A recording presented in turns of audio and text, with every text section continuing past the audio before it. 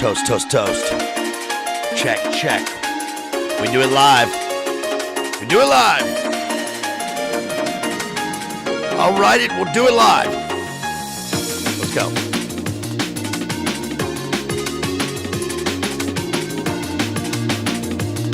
Thing sucks. Can't do it. Can't do it. We do it live.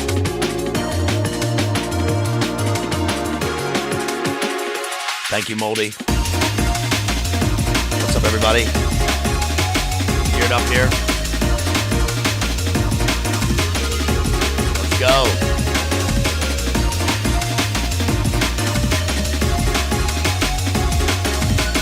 Everybody hit that like button, please, while you're getting ready. Share out the stream if you would. Share it on your socials. This is Rooks G. Don't forget, this is Rooks G. Make sure you support him. You can go to Bandcamp, purchase music. Check him out on Apple Music, Spotify. Here, ROXG. Make sure you go to his page. Tell him the BLA sent you. Only love can kill the demon.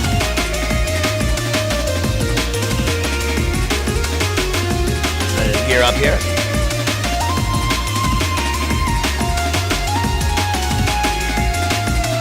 Go.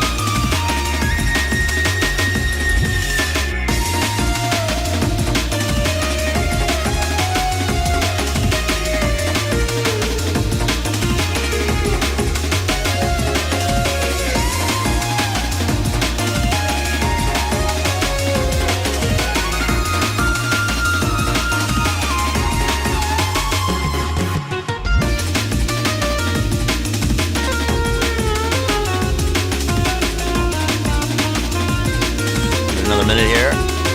We always wait till the tune plays out.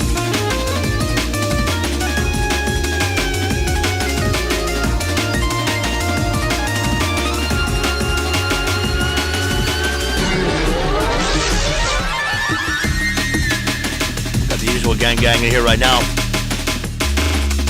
17 watching right now. Hopefully we're going to build it up a little bit as the stream goes on. It's the Inside Baseball. We've got the Inside Baseball for you here tonight. Turn it up. That's right. Modulate. Modulate, son. Let's go. Let's go.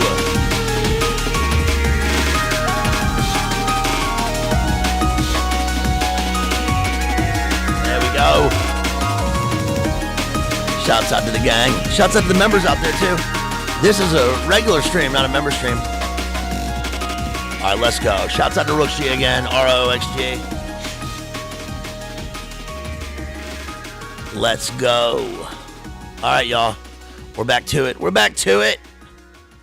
We're back to it. It's been a minute. Now, you can catch me on Boiler Room about every week on Alternate Current Radio.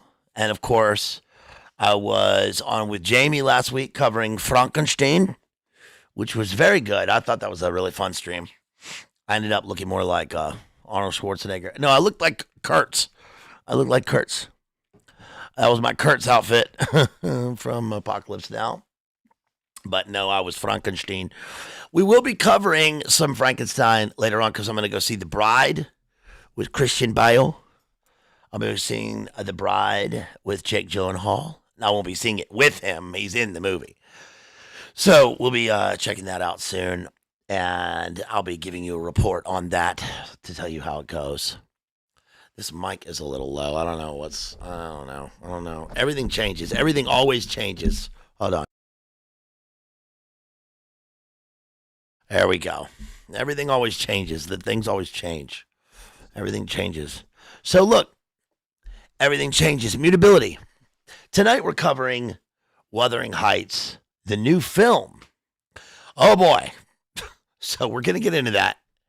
And I'm going to I'm finally able to get around to covering this book, which I read over the break here, over my little vacay, which is Easy Riders, Raging Bulls. This is a good book. I've wanted this for a long time. I got this from my lovely wife. My lovely wife gave me this. So we went down. I was sick at Christmas, if you've been here a long time. So we were able to have our family Christmas celebration together in down south in February. So we just got back from the Gulf Coast where I picked up a bunch of books. I'm going to show you a big book haul. That's what people do. That's what booktubers do, apparently. Booktubers. They show you their book haul, as they call it. So I'm going to show you all the books, and I got a big stack of books right here. But I'm going to cover Easy Riders, Raging Bulls tonight.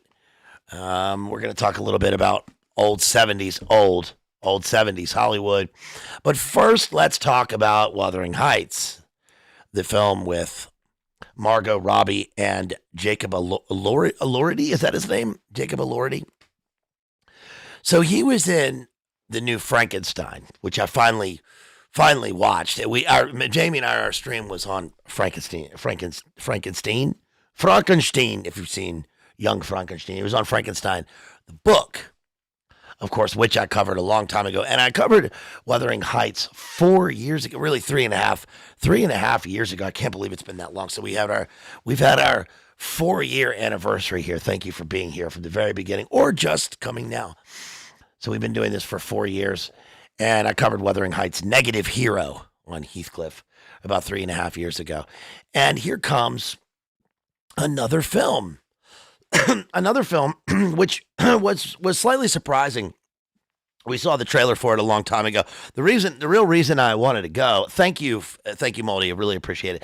If the video starts to buffer again, there's nothing really I can do about it. Everything's all set up. Everything's going. So if it buffers or whatever, let me know.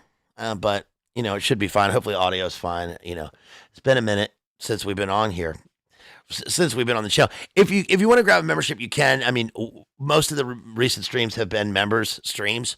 I've been trying to do a lot of member streams just for members. So anyway, I was pleasantly surprised by the trailer because movies are not good.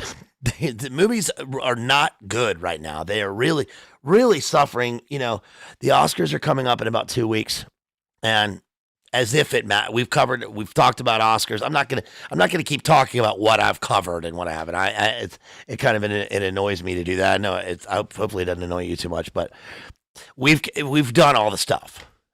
So we're kind of going over new versions of things as they come out, and one of those is the Wuthering Heights movie. And I'll say right off the bat, I always go into movies with an open mind. I'm extremely diplomatic when it comes to, especially films. I really enjoy movies, and that used to be something that people didn't say that much. Did you go to many places in Ireland? Did you go to many places in Ireland? Who's asking that? Did I go to many places in Ireland? Well, I lived in Belfast. I lived in Northern Ireland. I lived in Ulster for 3 years. And I lived in England for 2 years. I've been all over Ireland. I met Chuck Palahniuk at the Galway Literary Festival. Maybe you were asking somebody else in the chat. Forgive me. You guys talk amongst yourselves. But I will be reading a poem later on in honor of St. Paddy's Day coming up, because it comes up next week, by Kieran Carson. So I'll be reading a poem called Belfast Confetti, one of my favorite poems, coming up after this. So I go into films with an open mind. I'm extremely diplomatic about things, and I've always enjoyed movies. Again, that's not something that people really say anymore, because people don't really watch movies, and it's their fault. It's not your fault. It's not our fault. I mean, there's not really much going for us right now. The Oscars, again, don't really matter. It doesn't really mean anything. It only matters really for the industry. But there are some good films nominated this year. We've covered. I'm going to do some predictions later on. I'll tell you who should win and who will win. I will say this before we get to any of the other movies, because I'm not going to cover it in full, but I'm going to start off by saying this. We watched this film the other night called Song Sung Blue, which seems like you may not have heard of it. It came out this year, and I am a sucker for Number one, romance. I really do. Especially, I'm a sensitive fellow. I'm a poet. I mean, so I went to drama school. Of course, I'm going to be a sensitive person, but I really am, especially as I'm older. A real. I'm very sensitive to love stories. I really love love stories. As I get older, I just really am. I love it when people fall in love. I love it when I hear that a friend of mine is getting married, or someone is. I think that's life is fiery with its beauty, its incredible detail, and so so there's this movie out called Song Sung Blue, which is not.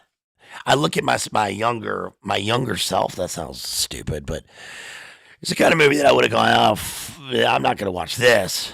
But now I'm an older person, and and married, and so I see a movie coming out where there's a man who falls in love with a woman, and I think this looks, I'll give it a shot. Now I don't understand why there's so many Neil Diamond movies. There are like a lot of Neil Diamond movies, and apparently Song Sung Blue is a Neil Diamond song. I don't know. Okay, I'm not like a Neil Diamond fan. The movie made me really like Neil Diamond. Did you know that Neil Diamond was? Did you know that Neil Diamond, of course, was born a member of that long, beautiful tradition from Brazil, and converted? He became a Christian. Did you know that? So good for him. But the movie stars Hugh Jackman and Kate Hudson, and I gotta say, I really like Kate Hudson. I really do. I've always liked her. But I really like her, man. I mean, I got a soft spot for her in this movie. I really, really liked her. She's so pretty.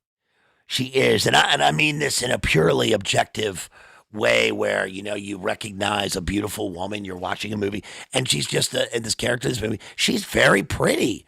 She's just this really. I'm watching the movie, and it's basically Hugh Jackman is an alcoholic. He's a recovering alcoholic mechanic.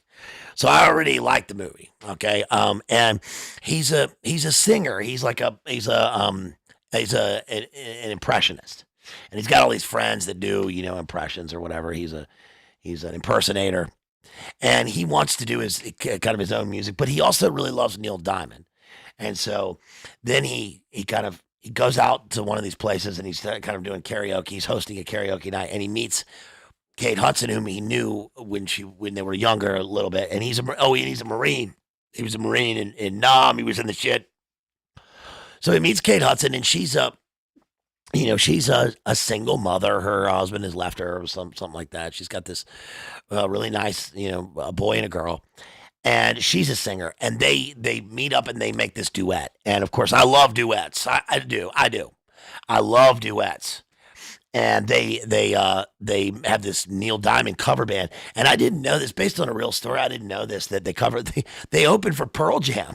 I did not know that. I thought it was a joke in the movie, but they did. Eddie Vedder called him, and this is 1991. Eddie Vedder calls him, and they open for him. And then they open for they play an alternate Neil Diamond concert. And I'm not gonna tell you what I want this time. I will not tell you what happens in the movie, but you watch a movie like this, and you just know that it's tragic.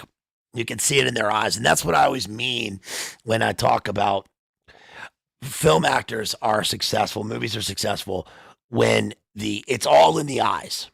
Everything's in the eyes, and you know that the characters are gonna that they meet up, they start singing together, and I said out loud when we were watching it, well, they should.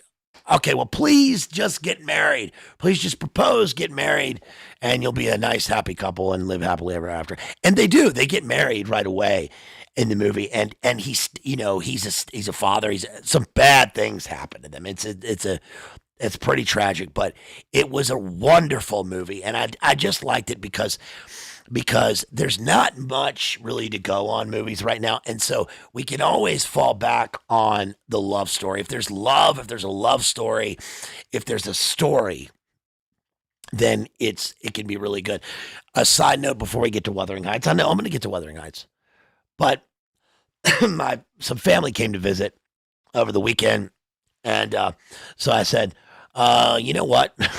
It's time for Terminator 2 night, because I would like to have some cyborg qualities. I want like a titanium hand. I would love to have a titanium hand that can just like break things. I would like to have thermal and night vision. I'm not gonna get the Neuralink. I'm not gonna do any of the things, but I would like to have a cyborg hand and thermal night vision and maybe a cloaking device. Cybernetic. I don't want to be a cybernetic organism. I don't want to live forever. That's for sure. I don't need a 120-year a fuel cell. But I do like the idea of being part cyborg. Anyway, so we were all over here, and everybody said, hey, good to see you. And I said, well, there's a war going on, and it's time to watch Terminator 2. And they said, we've never seen Terminator 2. And I said, what? Get the Everybody sit down and shut up. We're watching Terminator 2. I didn't say that. I'm very polite in person. I'm very polite. So I said, listen, I understand. You haven't seen Terminator 2. Lots of people haven't. Now, apparently. But you're going to sit there and we're going to watch it. Because Terminator 2 is, I've said before that Predator is the greatest action movie of all time. It's actually not. Predator is the great action movie, but all encompassing for spectacle, Terminator 2 is the greatest action movie of all time. It is. It is. It is outsized. It's unbelievable. It's world building, as they call it. It is completely immersive, and it is great. Who hasn't seen Terminator 2? Well, Crystal and you and I are 1980 babies. So we were 11 years old when Terminator 2 came out. I had a poster of Arnie up on the wall on the motorcycle with the shotgun. Listen, man, let me just explain something. This is how I'm an older person now, I know, than a lot of people here. Probably there's some people my age, but when Terminator 2 came out, it was July 3rd, 1991. Okay, think about 1991. This is kind of like a boomer explaining to you like how great 1967 was. I know, but for me, 1991, I was 11 years old, and Nirvana, Nevermind, Red Hot Chili Peppers, Blood Sugar Sex Magic, Metallica, Black Album, all these things, Pearl Jam 10, they all came out like within weeks of each other. So much music came out in 1991, and then Guns N' Roses Use Your Illusion 1 and 2, which I use for my banner, by the way, here at the channel. And I was at a swim meet, and I remember that night. I really I was like, and then I remember somebody came to the swim meet. I was waiting. I was in the next heat, and this dude came up and he was like, we just saw Terminator 2, and I was like, what? Because my friend Brad and I were watching when they did the world premiere of You Could Be Mine. With your bitch slap rapping and your cocaine tongue, you get nothing done. Right? You Could Be Mine. It came out, and I had the single, the cassette single for that tape. And remember that the music video has Arnold, waste of ammo in the music, and we were just like, there was just nothing else. Life was so good. Life was so good. I mean, Terminator 2 is coming out. You got the cassette. Guns N' Roses, it's summertime. Oh, and it's summertime. And it was just, so I saw Terminator 2, and, Edward Furlong in the movie is like my age, and he has this dirt bike, and he's just, it's just so cool. It's just so good. Well, watch it now. Watch it now. A lot of movies you go back and you watch and you go, oh, this isn't great. Well, Terminator 2 is better. It's even better. And the reason that it's good, this is why Jim Cameron, friend of the show, Jim Cameron is great. Okay, people say Jim Cameron was hard to work under. Oh, he's the king of the world. Yeah, Titanic, he was a real jerk. Guess what? Deal with it. Deal with it. Oh, he's hard to work with. He's hard to work under. Maybe you should be a professional and realize that you are a movie actor. You're a movie actor. Do your job. Go on set and do your job and kill it every time. Guess what? Jim Cameron made Terminator 2, and it is unbelievable. It won 4 Oscars, all for special effects. It's got the nuclear scene. It's Sarah Connor, who's by the way being MK Ultra in this place. Why else do they have? Hold on, I can't breathe. It's springtime, so she's being MK Ultra in whatever it's called, Pasadena Nut House or whatever. Did you miss ripping apart Wuthering Heights? I'm coming to it, Sage. I promise. First, I'm talking about Terminator 2, which has nothing to do with Wuthering Heights. So it sort of does. I got a segue. But Terminator 2 is a fantastic movie, and it's because of the story. The story really is great. You notice if you go back and watch Terminator, I just covered this with David Patrick Harry about 2 years ago. Remember that the Rodney King event took place outside of the I need your clothes, your boots, and your motorcycle scene. And it not only was that where it occurred, but it was that night. And the bad guy in the movie is an LAPD cop. It's Robert Patrick. It's a great movie. You realize going back and watching it how much of it is dialogue. Most of the movie is actually the story of John Connor, the real John Connor, he wants a father, and she wants to give him a father so bad, but Kyle Reese is gone. And so he has to come back, and it really is. God, it really is a fantastic movie. I mean, it is a wonderful story. They changed the CPU, the chip, so that he can learn. He becomes a learning AI, learning AI unit, and it's so interesting because you watch Miles Dyson, and it really is Anduril or Palantir. I mean, and I know that everybody's talked about that for years. That Skynet is Palantir, but it is.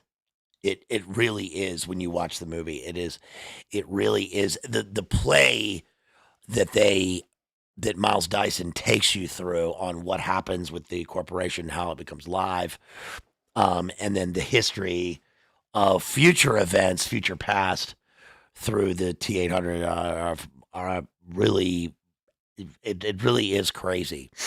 I had a friend who texted me this weekend asking me, "What are the chances?" And I love him; he's my friend. I'm not making fun of him. One of my best friends, and I'm not doxing him or anything. But he asked me a question about what are the chances that we live in a simulation, and this is the type of movie that makes people sort of think that. And I said, well, 0%. I'm a Christian, so there's 0%. But this is the type of movie that fools people like my friend who make them think that the events in the world are sort of organized by a games master, but we are not, as King Lear says, playthings to the gods that kill us for their sport. That is not us, and we also don't live in a world made by a clockmaker deistic god. We have free will, and the Holy Spirit moves over the face of the waters. So let's move on to Wuthering Heights, because those things that I was just talking about that seem disparate, Terminator 2, Song Sung Blue. That was an unintentional rhyme. They both rest on great stories, and you have to have great script. You have to have a great script. And this book, which I'm going to talk about, sort of interwoven throughout, this book, Easy Riders, Raging Bulls by Peter Biskin, kind of shows us that there really aren't great scripts out there. Hey, thank you so much, Emmanuel, for the Fresh Air Fund. Yeah, I need to get out in the fresh air. I need a cigarette, but we're inside. Hey, we're inside, people. Thank you so much for that. What is that? I can't read. 50 Mexican. I need to get glasses, y'all. I'm 45 years old. I had perfect vision up until whatever, and now I've been reading books my whole life and holding books my whole life, and now I'm old, so I need to get glasses. But yes, thank you, sir. I need better glasses. Every pair of readers that I get or anything, they never seem to do it right. They say when you're older, your eyeballs start squanching. I don't know. Anyway, so thank you. Yalda Boaf. Y'all to Boath and Yakin and Boaz. Shouts out to Yakin and Boaz out there. No. So listen, yeah, we we went to see Wuthering Heights, and we went into it with an open mind. And actually, I actually went into it with more than just an open mind. I went into this film thinking this is going to be bad. We hoped for the best. We expected the worst. I really only wanted to see it because Charlie XCX does the soundtrack, and I love you know how I feel. That's my that's my girl going way back. So I love Charlie XCX music. That's my thing. Turns out that's probably the worst part of the film. Actually, she's got one or two great songs on there, but most of it is no. So I this is directed by I don't know someone I don't know who directed this movie. It doesn't even matter anymore. But we went in and we were surprised. We were surprised. We saw it on Valentine's Day. We go to a particular movie theater where, let's just say, I feel comfortable in this type of movie theater because I can yell at the screen. If you know what I'm saying, I love this type of movie theater. This is where I go. This is where my people are at, so I can go. She got the knife. That's where I like to go.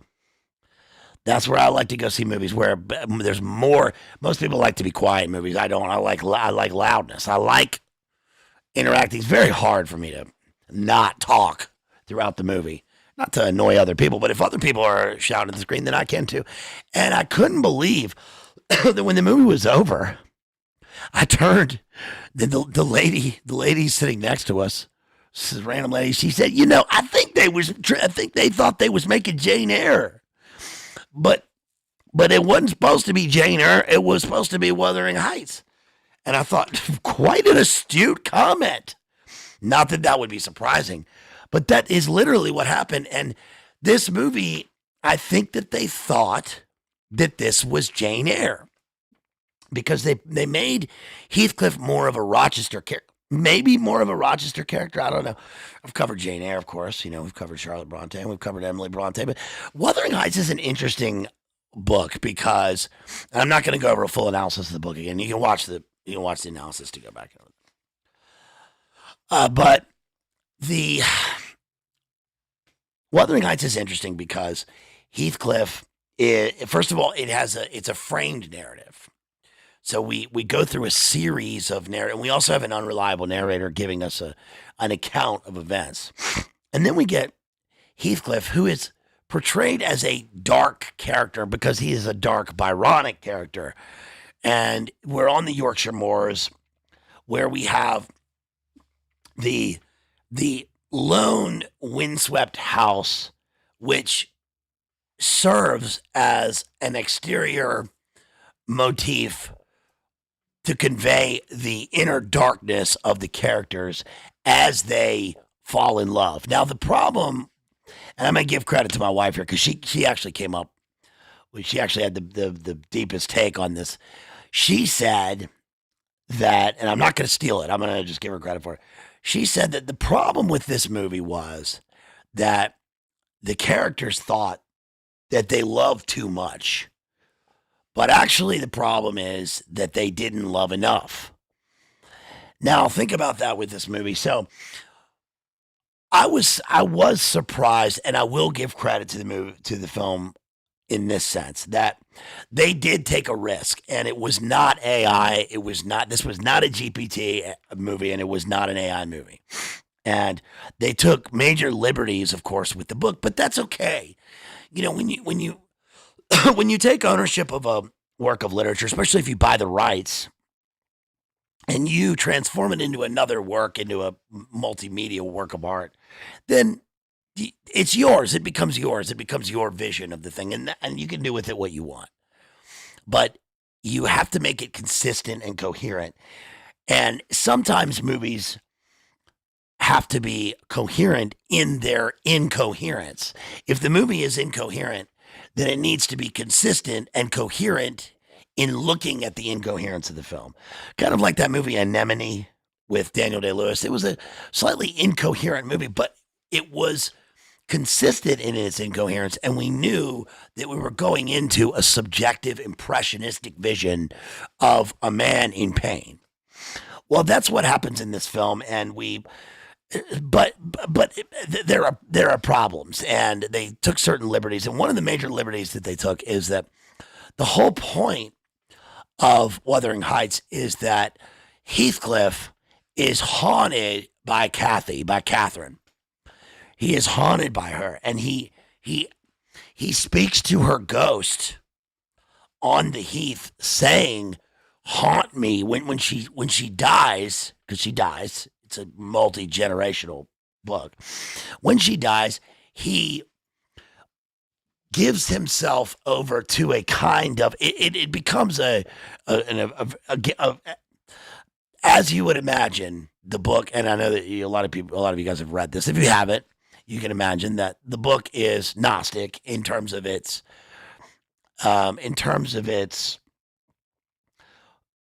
wanting to pierce the veil of reality and to break on through to the other side from this kind of prison planet where two characters cannot truly ex- cannot fulfill themselves in love.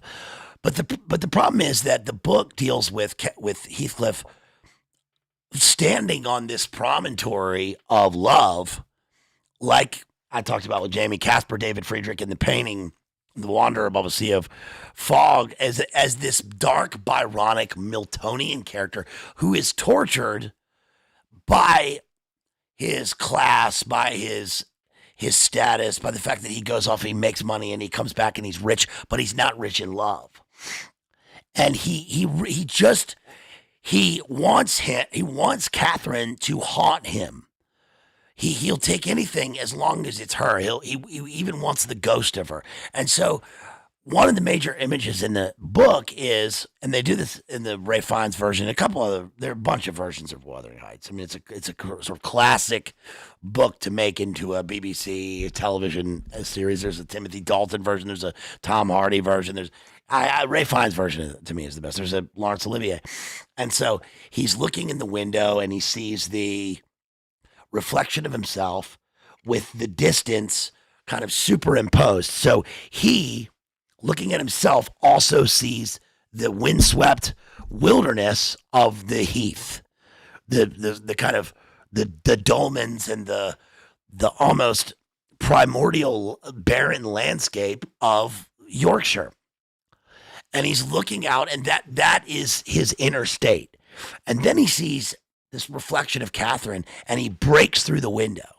Right, the window gets broken, the psyche gets shattered, and now we've crossed over from one spiritual realm into the temporal realm, and so Heathcliff is left wandering in this kind of middle zone, this inner zone. That's the book. That's what Heathcliff is doing, and that is supposed to convey a sense of longing and yearning. But the difference here is that in a true love story, especially in a classical canon love story, characters have to be based. They have to be based. They have to be within a system where Christ, where God's message, where God's world overpowers and overrides everything. It is an undercurrent, it's an overcurrent. And so the characters know, even if it's just implicit, the characters know that they belong to God. They don't belong to each other, they don't belong to themselves. And so what they really yearn for, all art is this, all art is where character we are always asking the same questions, the same two questions. What are we doing here? And how are we supposed to get along with each other while we're here? And those questions are the same. Hopefully I'm still going here. I just saw a pause. I saw a blip. So if there's a blip, let me know if there's a blip. Every character needs to know our relationship with God and our relationship with each other. We want to know why we're here. And so we yearn. We yearn for God's presence. We yearn for going home. We yearn for salvation, even if it's implicit.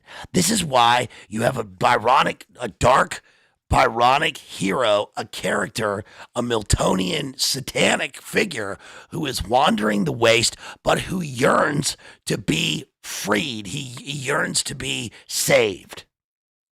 He yearns to be saved, and he doesn't yearn to be saved really by Catherine. He wants to be saved by Christ. That's what he wants. There is no women's studies. There's no academic program. There's no university program. There's no master's program. There's no thesis. There's no doctoral program that is ever going to truly get to the heart of what literature is, especially a book like this, if it is not that. That is it. That is what all literature is.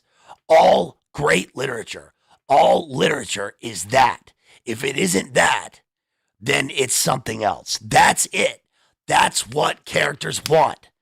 Every story has that. Do you understand? Do you understand? Every story has that. We think that everything that we read is a Gnostic paradigm, and they become that because of the fallen world, because of we're so fucked up, because it's either that or it's the most dangerous game. I've said that a million times, but what characters, in all seriousness, what characters want and what the author's speaking through characters, when the author puts the pen to the page, they are yearning. They are yearning. They are wanting something more. And what they want is to go home. They want to go home. They want the real presence of Christ in their lives. That's what they want. Everything wants that.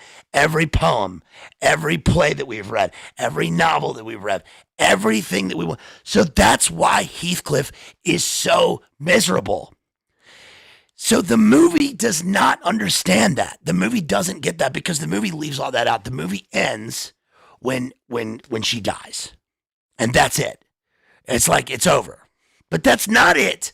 It's not over when she dies. That's the whole point of the book.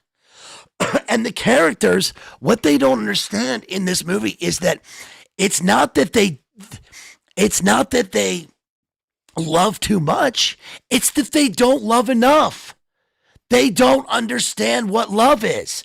They think that lusting and physically being together and touching each other's bodies, and there's a lot of licking in this movie, and the licking and the we have to be together despite the circumstances and all that stuff. They think all that is love, but it's not. All they're doing is taking. They're just taking. That's all they do. That's all they do. They take each other's time and they take physical sense experiences. It's all just empirical. It's all just Epicurean lust in the movie. And that's not what love is. That's not what the love story is. The love story is that they can't love enough. They don't even know what it means to love, because to love is to give. It's to give yourself. It's to sacrifice yourself, to give yourself, to want to protect somebody, to want to set a good example, to want to be virtuous. And it's kind of like, when I'm just some dude, I don't know, but we hear this in debates all the time, where, hey, shouts out to Circle G. He drops $10 right there. He says, my wife and I watched the Ray Fiennes version. My wife said, imagine if Hindley had just been nice to Heathcliff. Yeah, no, that's a good point. That's an astute point from your wife. Seriously, kindness goes a long way. Your wife's exactly right, Circle G, because everybody, that's part of the problem is that, that was one of the problems with the Frankenstein movie, the Guillermo del Toro Frankenstein. Is that Frankenstein in that movie, the Oscar Isaac version? He's this horrid, cruel man. He's horrible. He immediately puts this creature in chains, and he's cruel. He's just absolutely cruel. But he's not quite like that in the book. He's not really like that in the book. He's cruel in other ways, but cruelty, I really do believe this. I think that a lot of these movies are terrorizing us because it's like with the Jeff Stein files that have come out. I really do believe that the fact that nothing can satisfy these people, these ghouls, and a lot of a lot of the movies are financed by these people. There's a lot of influence that they have in all these areas of entertainment and art and social media and all this stuff. And the constant barrage of terror, the aesthetic terror that we get, is because it's not just that evil people like to, it's not just Duper's Delight. It's not just Twilight language. It's not all this stuff. It really is that light just died. Wow. Did you see that? It got spooky in here. I didn't do that. That was Gil Bates actually listening to me, and he killed the light. That's crazy. You guys, did you see that? That's crazy. Gil Bates literally just did that. You see my hands? I did not do that. That's crazy. Okay, well, let's go with it. Let's go with it. You listen. You want to play a game, Gil Bates? I'll play your game. I'll play it to the bone. Let's go, motherfucker. Okay, so look, the evil people, the ghouls and goblins out there in the world, they really don't. Nothing matters to them. Nothing. They don't feel anything. All of this stuff is really the only thing that means anything to the ghouls and goblins is cruelty. This is Antonin Artaud's theater of cruelty. This really is. I think this is absolutely true. One more time for the folks at home, because I've gone over this past couple streams. I guess I went over it with talking about French literature and French poetry recently. Probably it's probably been a year now, but Antonin Artaud, the early 20th century French theorist, poet, and playwright. He was part of the Surrealist movement. He was too hardcore for the Surrealists. Of course, the Surrealistic movement is really a communist movement in terms of Andre Breton's manifesto, a Surrealistic manifesto, and it has occult leanings, a kind of sorcery. Antonin Artaud, who was a toothless morphine addict, died of R.I.P. Died of an overdose of I think heroin, cocaine, and ether. R.I.P. T's and P's. T's and P's to the goat. In his book Theater and Its Double, and he talks about this in Theater of Blood and Theater of Cruelty, really, his theory is that real art supersedes, transcends breaking a fourth wall or a kind of interactive experience. It's not just an interactive experience. When you go to a play and the players, the actors come out into the audience and it's like, whoa, there they are. They came from the back of the theater. When that happens. This is like, Crystalline goes to the theater. She's a theater goer, and she hears, this is the dawning of the age of Aquarius. And there's some psychotic boomer actor, hippie, some hippie scum running down from the back of the theater, shaking a tambourine. She don't like that. Well, that's not interactive theater. The real theater as real art, the place art is going. I think Artaud was really way ahead of his time in this, is where the events on stage use the audience as actors, even unknowing actors, and the unknowing actors become participants in the theater of life and actually kill each other. They kill each other. They may even consume each other, because really only sensory experience means anything anymore, and cruelty is the most visceral example. So that's why we have all of this kind of visual violent pornography in movies. Kind of that's taken over the zeitgeist. So I think that I'm being kind of harsh on Wuthering Heights here. I think that they took a risk, and I applaud the filmmakers for that. I think that they did take a risk in a really good way. I think that there was some unusual avant-garde stage design and set design with this, which I did not foresee, and I really did think it was unique and pretty cool.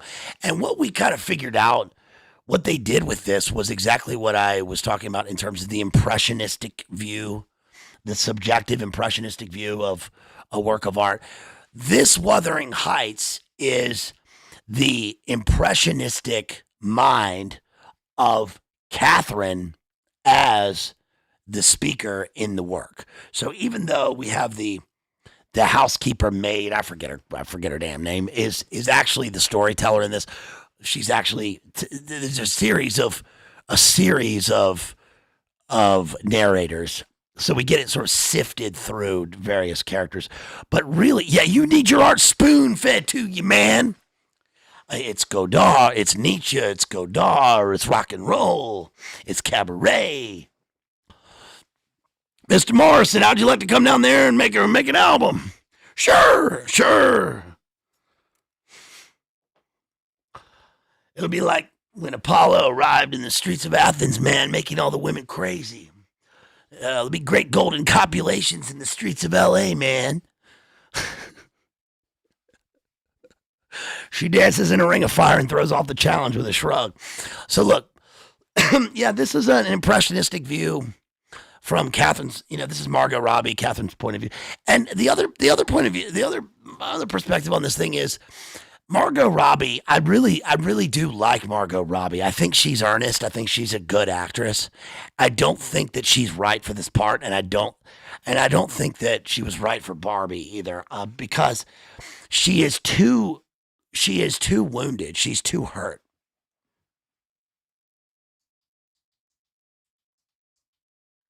Y'all, please help me out. I've had that light for 4 years. I've been going for 4 years now. That's the first thing I ever had for this channel. So if you want to support the channel, please, you can super chat me. You can also drop a PayPal or Cash App. You can buy my book, of course. Here's my book. But I've had that. My best friend gave me that light. That's the first thing I ever had for this channel. I had that light before I even had internet because I was on a hotspot for the first 2 years. And I had that light before I even had a laptop. I had a borrowed Dell. So please help me to get a new light. That's a shame. I'm gonna miss that light. That's a damn, man. That sucks. It's a good light. That sucks. Hold on. Let me see if I plug it in somewhere else. Yeah, this was a good light, man. Yeah, that makes me say, oh, yeah, there we go. Just needed to be plugged in somewhere else. Okay. Whatever. There we go. Well, still, help me out and get a new light because that's not going to last long. Anyway, that's pretty bright. Very professional here. So, look, yeah, I don't think that she was great for Barbie. She was too wounded. She was too broken from the very beginning. You can see it in her eyes. You see, because Barbie has to, in the Barbie movie, we covered Barbie and Barbenheimer. Barbie has to grow. Characters have to grow. There has to be an arc. I will say this, though. I did not like Jacob Elordi, if that's his name. I did not like him in Wuthering Heights. I thought, because I remember I think the second movie that I covered for MemberStream was Saltburn. You remember that? That's that perverted movie. It's got Jacob Elordi in it. Go back and look at the archives of the members. I covered Saltburn. I didn't know what it was going to be when I watched it, and it's got him and that Ty Sheridan who turns into a pervert. But Jacob Elordi is in it. I didn't know who this guy was. So thank you. You'll get my book soon. Promise. Hey, thank you, K-Ram. Really appreciate that. Yes, please grab a copy of my book. Y'all help me to get up to 200 copies sold. Help me to get back up in the charts. Okay, I'm getting close to 200. 200 copies of a book of poetry is really good. I mean, 2 is really good. So thank you to everybody who's gotten it. Thank you to the great reviews. I've seen a lot of reviews on Amazon. If you want to leave a review, just say BLA. Say only love. So my favorite review on there is only love can kill the demon. Thank you to whoever wrote that review. That's great. Thank you. Hey, you want to see the podcat? Look, podcat.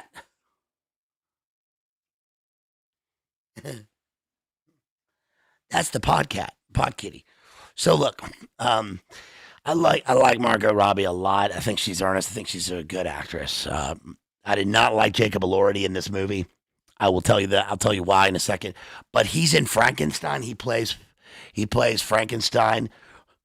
Actually, it's Frankenstein's monster. You're welcome to Panera Bread. You want that heated up? Actually, he's the monster. What had happened? Yeah, they're the same. They're the same thing. He was great in Frankenstein. Damn, he is good. Look, I'm like I said, I go into a movie and I go into an open mind, and I'm willing to have my mind changed. A lot. I think that's a lot of. I think that's I think that's in terms of growth, in terms of uh, being a human being. I think that there's something to be said for recognizing when you've been wrong about. It's like the minute that you got red pilled and based and you realized we've been the bad guys the whole time. Really, I mean, you got to have your mind changed. Tristan, I'm going to share something with you. Tristan said to me the other day, you know what? I think that we were wrong about Bob Dylan. I think he's good and his early work is great. And everybody else can fuck off. He's fucking great. And I said, goat. You gotta, hey, praise this guy rules. You know what? You're right. And he is right. Bob Dylan's early work, he's great, but he's not nothing. Okay, he's great for a reason. Have you ever listened to the song Joey? Remember I talked about this with Joseph Arthur about a year ago. Listen to the song Joey.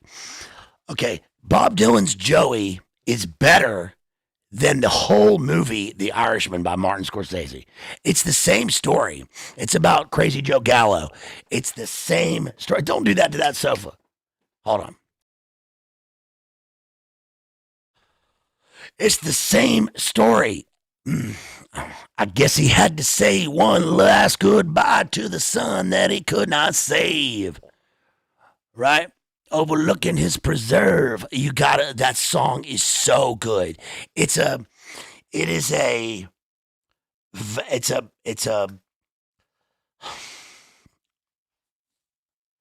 what is that song? It's like an American folktale, tall tale, folkloric version of medieval folklore. It's a Provence jongleur. It's a vagabondish poetic tale of an outlaw. America loves outlaws. We love our outlaws, and that song Joey makes you sympathize and love this notorious mafioso who,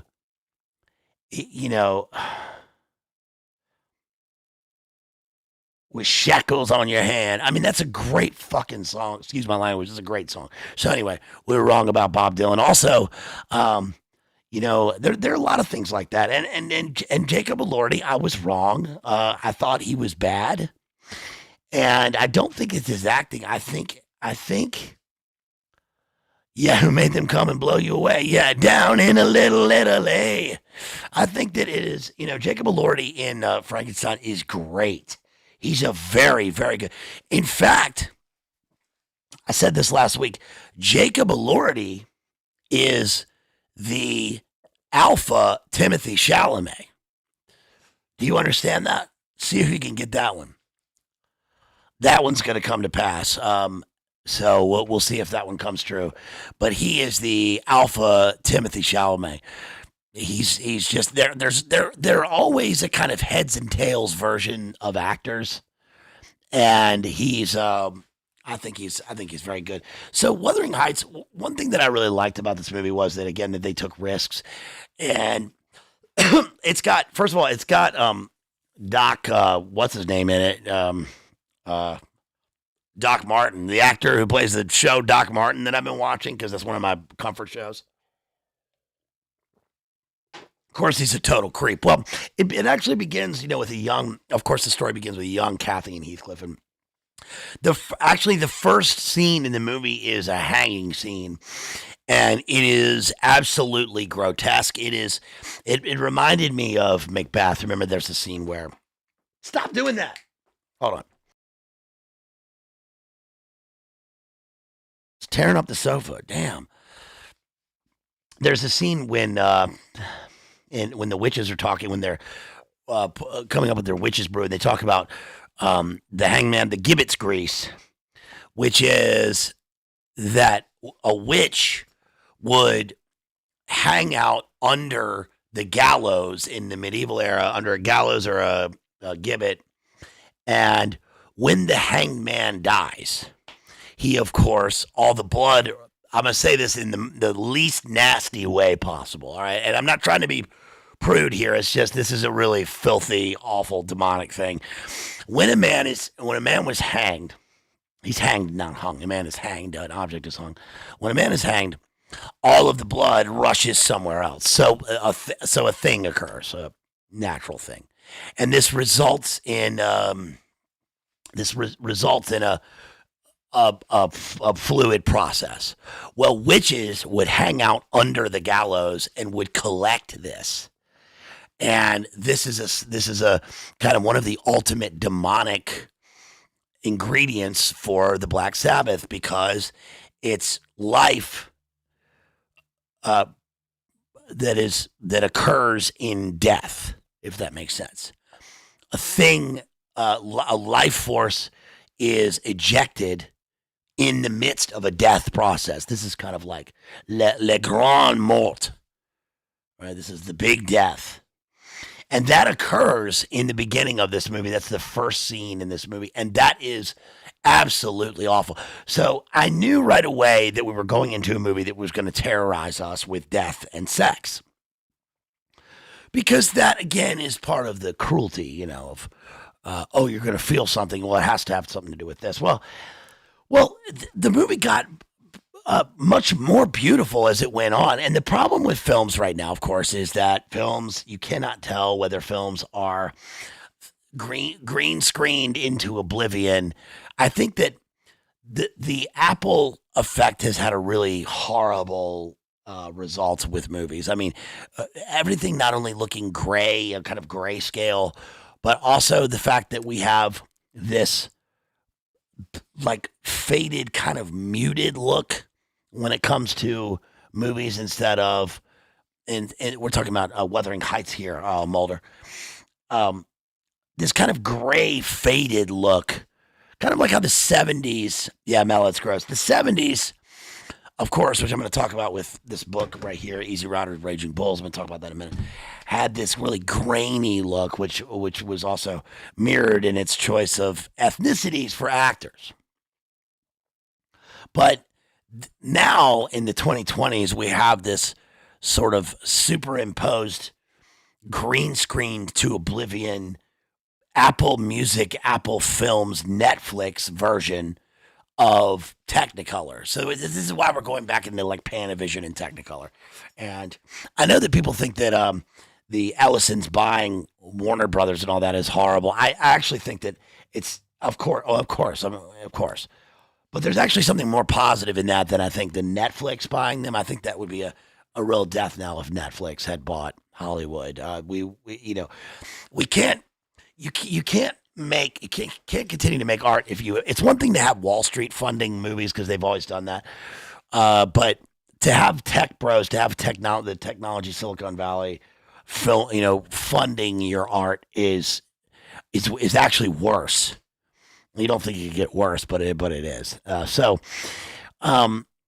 Yeah, there was a warm color that digital doesn't have. That's exactly right, Kristen. It's like, people used to talk about how the sound of vinyl is the most true and the best sound for music, but I don't know if that's true. I just think it's a warmer sound. It's like a warmer sound. It's if you're listening to The Knife or Fever Ray or something, you don't want warm sounds. You want cold, chilly synths. You want a CD. You want it absolute digital. Absolutely digital. You want it neural linked into your brainstem. But what they did in this movie is they kind of have these set pieces on a green screen on. It's almost like they put green screen on location. So they're like doing a kind of meta avant-garde, and they're these like weird blue rocks that appear inside the castle. It's too big and too small. Where this really started was the Denzel Coen brothers Macbeth. That really did give a kind of avant-garde version of what Shakespeare could be in terms of in terms of setting an AI template for movies. I think this movie is not that. I think that Coen Brothers Macbeth was really set to a step. That was almost like Silicon Valley really did fund those guys making that movie so they could establish a template of what reels were supposed to be. That's what that movie is. But this movie is not that. I think this movie kind of falls into almost it almost falls into the tradition of like a John Borman Excalibur 1981 movie. Is that 1981? I think so. I see that movie has a shimmering Wagnerian score to it. It has a kind of otherworldly, almost fairy like look to it. It's like Samite. And this movie is not that, but it does have a beautiful look to it until they get completely carried away with the kind of hold on.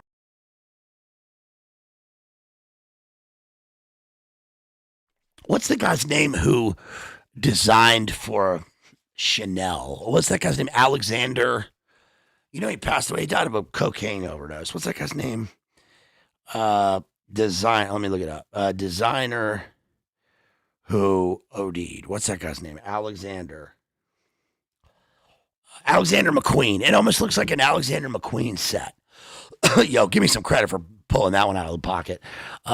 This it's like Alexander McQueen designed the sets for this movie mixed with Julie Taymor or something. You know who Julie Taymor is?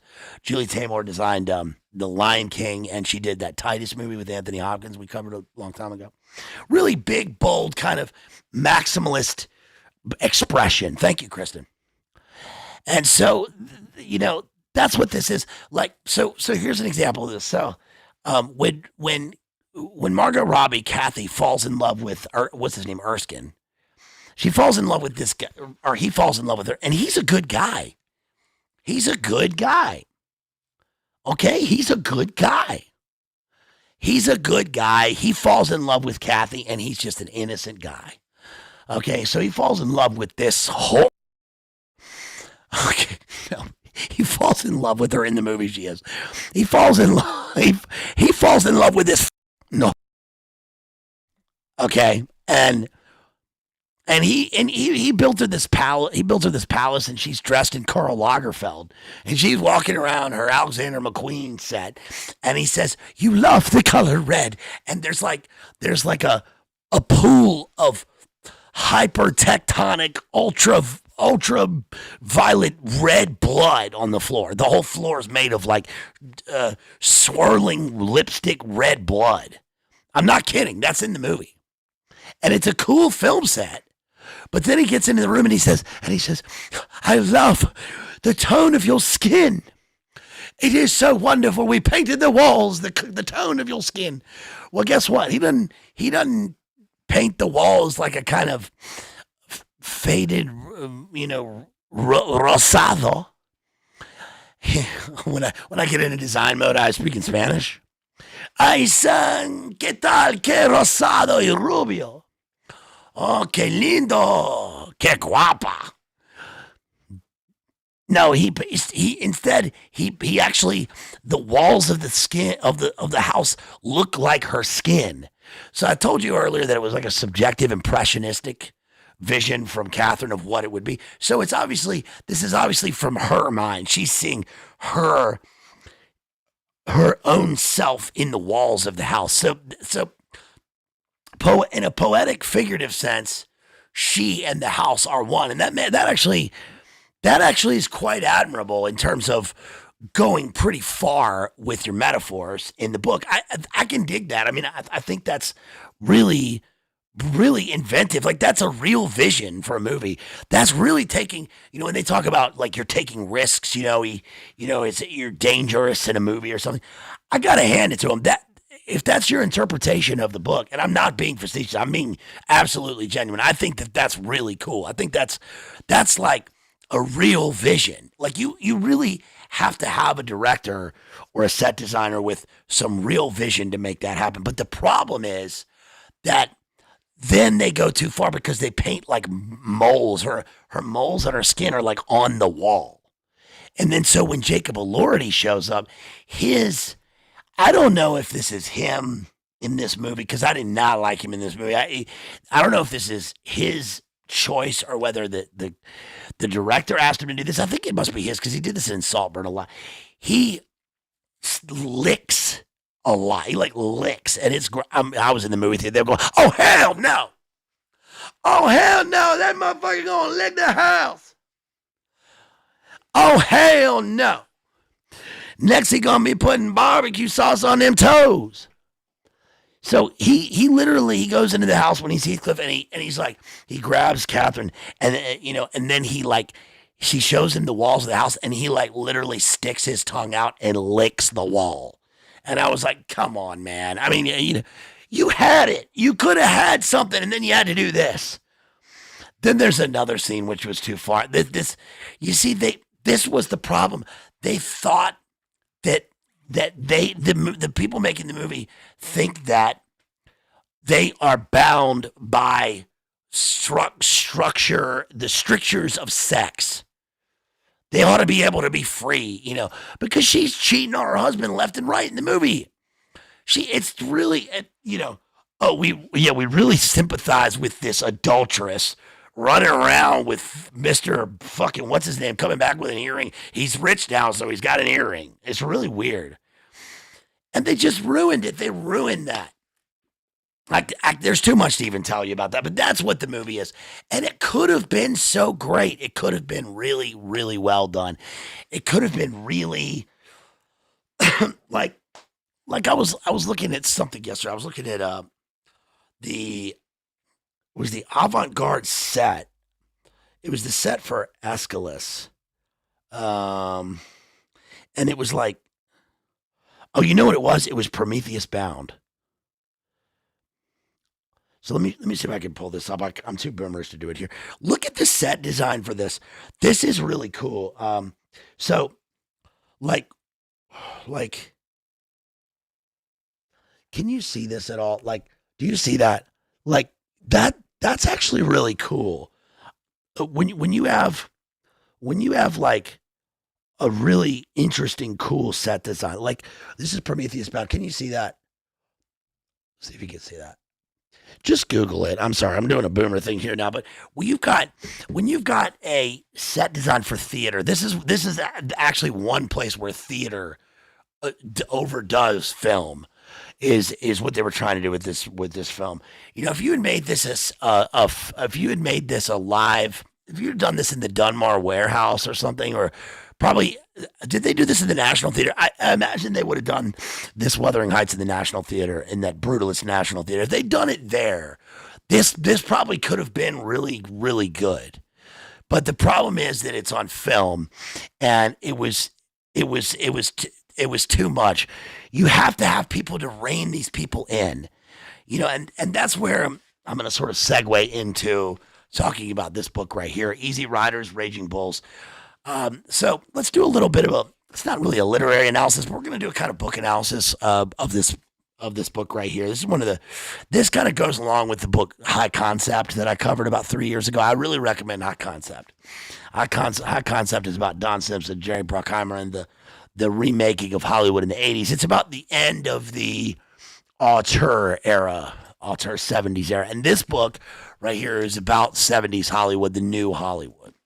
Before I get to that, you guys, hey, thank you for that super chat right there.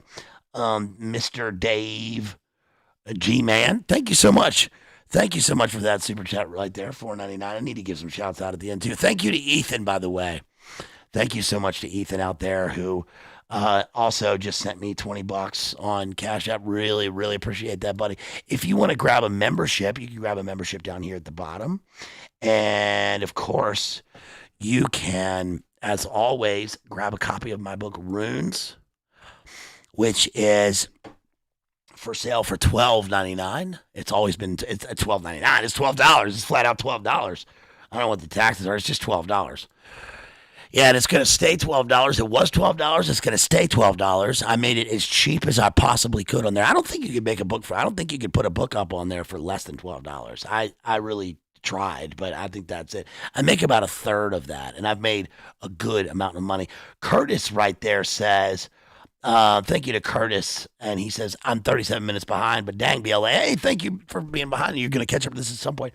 You make so many profound and thoughtful comments. I'm going to rewatch the Incoherent, Coherent Anemone now. Thank you for every stream. Hey, I appreciate that. I really appreciate that. And thank you to everybody who reaches out and comments. If you guys want to support me, you can do that. I really appreciate it. Yeah, $12.99. Are you out of your mind? Yeah, it's just $12. It's not $99. I don't know where I got the $99. It's just $12. And I'm on the second edition. By the way, I'm working on some things right now. Before I get into the book, let me talk about some things that I'm doing. I've got my spring break is coming up in 3 weeks. I'll have a week off. I'll have another week off. So I'll be working on, I've got a few things in the works. Look, the book that I've been working on, I did it in grad school when I was in Belfast, and I was doing creative writing, and my work of prose was originally called All the President's Children, and it's basically about a bunch of messed up rich kids at prep school, and it's called West Hampton, and so it's about 250 pages. I just need to add a couple things, and then I'm gonna put that out under a pen name. I'm gonna put it out under the name Bill Lee. I'm telling you that right now. This is a pseudonym for William Burroughs, of course, was William Lee, and mine's gonna be Bill Lee. I thought it'd be funny because there's Billy, but I'm not going to put it out under my name because the content is too spicy, so under my real name. So I'm going to put it out under a pen name. I'm telling you that right now, so I'm working on that. We'll see when that one comes out. I'm also working on a couple of other things. One is this screenplay that I just can't figure out what to do with. That's called Generation, and I'm probably going to turn that into a novel, and maybe I'll work on that for that time. And then I'm also working on my book. I'm working on. It's impossible to work on. My other novel, the MK Ultra serial killer novel, which is called Monarch, and that's about the killer who wears a mask of his own face and he's an MK Delta child soldier, winter soldier, victim of the most dangerous game, Kathy O'Brien style. He becomes a serial killer hunting down his programmers. The other thing that I want to work on, and I'm gonna call this Namibian, is the vampire book. It's the vampire who gets unvampirized by accidentally taking the Eucharist, and this is going to be mixed in with some sort of a post-apocalyptic wandering, because the character has to have a hunger and a yearning that is mirrored by his spiritual yearning. And so we're gonna see. But anyway, I'll be working on those for a week coming up at the end of the month. I like that people, you guys are here with me, and people have said this to me. How does one accidentally receive the Eucharist? Well, because he finds himself pressed into a church basically through circumstance. And he's an old vampire, but he has always avoided it. But he finds himself there, and I don't know how to come up with it, but on a whim, he receives the Eucharist, and it reverses. It opens his eyes and gives him a glimpse of grace.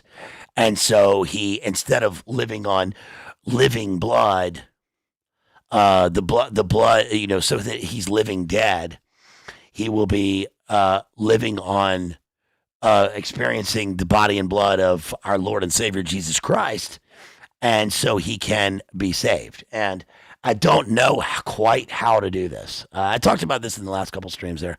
I don't know how to do this, but I think it's something to go with, and it's interesting. I also have my other thing that I want to work on, which is my cheap horror movie, and it's called Animal Harm. I've told you about this before.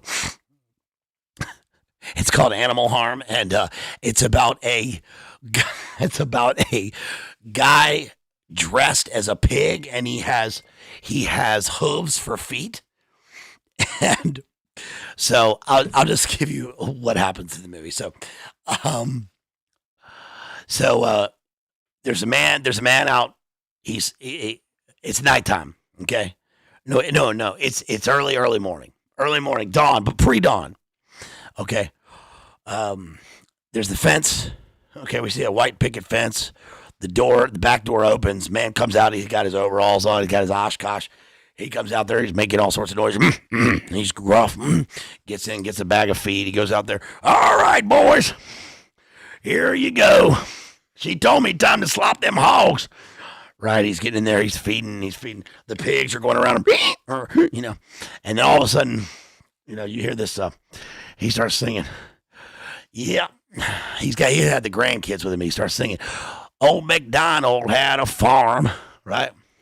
And then he says, and then it says, Old MacDonald had a harm, E-I-E. Oh no! A pig stands up on 2 feet, right? It's 4 legs bad, 2 legs good. Pig stands up on 2 feet. It's a man wearing a pig costume, slices him. Okay, man falls down. He spurts blood. The man sounds like a pig now. So he spurts blood. The man gets down. He starts eating the man. The pig man eats the man. Okay. And then later on, somewhere in the trailer, we get this little piggy went to market. This little piggy went to hell. Okay. And he's a human animal pig chimera. His name is Pigman. Okay. And somewhere we got to have like, that's a real blue ribbon special, boys. Okay, that's all I know. That's my idea for my schlock horror movie. And it's called Animal Harm. Okay, he's bleeding. Yeah, that's right, Jason. He's bleeding like a stuck pig. Butter him up now, boys. We're right. Maybe that's when they get revenge on him. I don't know. I don't know. I don't know. The other thing I wanted to do something with, maybe this will be a short story, but is the line of in the future, in the future they run out of graves on the earth, and so they start building graveyards into space. And I told you about this, and so this was like a while back. So there's like basically like you put bodies on some sort of Starlink. And the bodies, because you won't see them from Earth, and they're not going to fall into low Earth orbit. This is like in the future. They run out of room or something. And so there's a line of dead in the vacuum of space, like going out like infinitely. But it's in a line, okay? And somehow there's like, I don't know, they get stuck. Someone gets stuck on Sagittarius or Mars or something. They got to make their way back, and they have to follow this line of dead all the way back to Earth. I don't know what to do with that. That's just the thing. The other thing that I thought of is this. I thought of this in a dream last night. Okay, so I'm going to share this with you. With all the stuff going on in the world, right? A lot of people over the years have said in comments, very nice comments to me, have said that they appreciate coming here because they don't have to deal with any, hot political things or whatever, and I appreciate that. So we're talking about books and movies, which I think are more important, but we have all the issues, and, it's like you talk about one thing now, and then like if we're still, God bless, if we're still here in 4 years or whatever, somebody comes along, they're like, what are they talking about? Well, this was the thing. So these things are kind of temporary and transient. They always go, right? Well, I will say that the Jeff Stein McEffrey stuff that was going on, the last couple of weeks, like it really messed me up. I really, I'm a pretty strong person as far as that stuff goes, and all of us here already knew all that stuff anyway. There's not really any new revelations there, and I really did avoid it. And then all of a sudden, I found myself monitoring the situation, and I really got back into looking at, going through the files, because when that big tranche came out, and I read all 3,000 documents in a night, and then the 3 million came out, and I was like, okay, this even overwhelms me. And then I really didn't, and the thing that I don't want to even say the thing that messed me up. It was the story about the girl, the little girl. I'm not even going to say what it was, but it was deeply dark energy, spiritually, insanely satanic. And that really, I just don't, it makes me so sick. And then the war started, and, I don't know all I know is that, we got to have we gotta be strong. You gotta protect the innocent, and also, we gotta, man, everybody gotta chill out. You know, we do all this fussing and fighting, and I thought of something last night though. People, we got to be kinder to each other. It's in Lent. I think Lent is partly about controlling the passion. Look, I was about to say this earlier in the stream that there's one thing that happens in debates where I totally got off track on this, and I'm sorry, but there's one thing that happened earlier in the stream, and it was about how when you're a Christian, when you say you're a Christian, people will say, oh yeah, well you're a good example. You smoke and drink, you cut, you look at you all fucked up or whatever it is. Well, yeah, you know, yeah, that's right. Yeah, because I'm a Christian. I'm a hypocrite.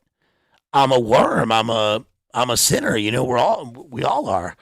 But you know, Lord, forgive me. I'm a sinner, and I don't want to be. I know none of us want to be, but we are. And so, thank God that we have the Lord to save us, because there's going to be some there's going to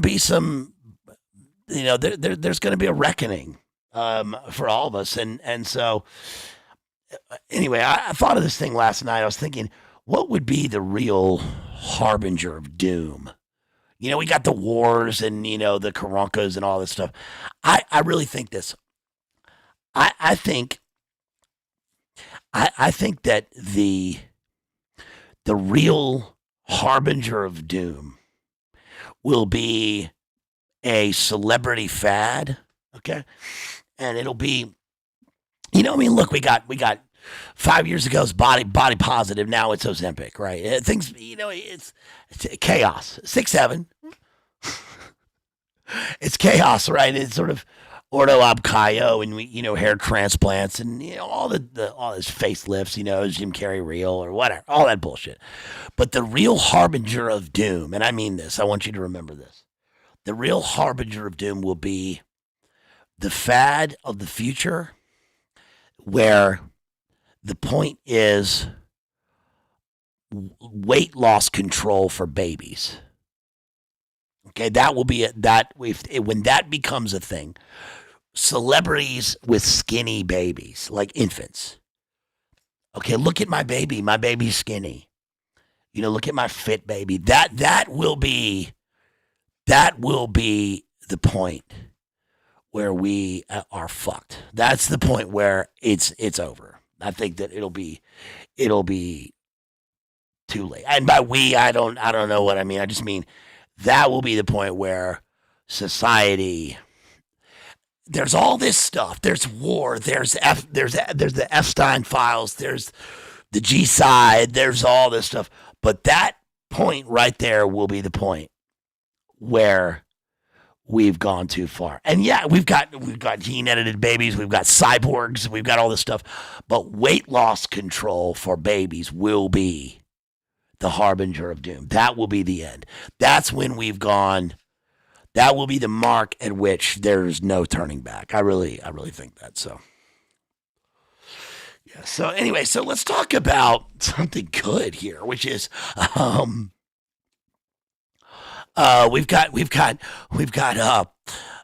we've got Easy Riders, Raging Bulls, okay, which is by Peter Biscuit. This is an interesting book, and this is all about 70s Hollywood. And I got to tell you something. Here's my take on this book. Hollywood, Hollywood, Holly. Some people call it Holly weird. You ever heard that before? The lamestream media doesn't want you to know it, sheeple. Listen, these Hollywood people are sick people. Okay, these are sick people.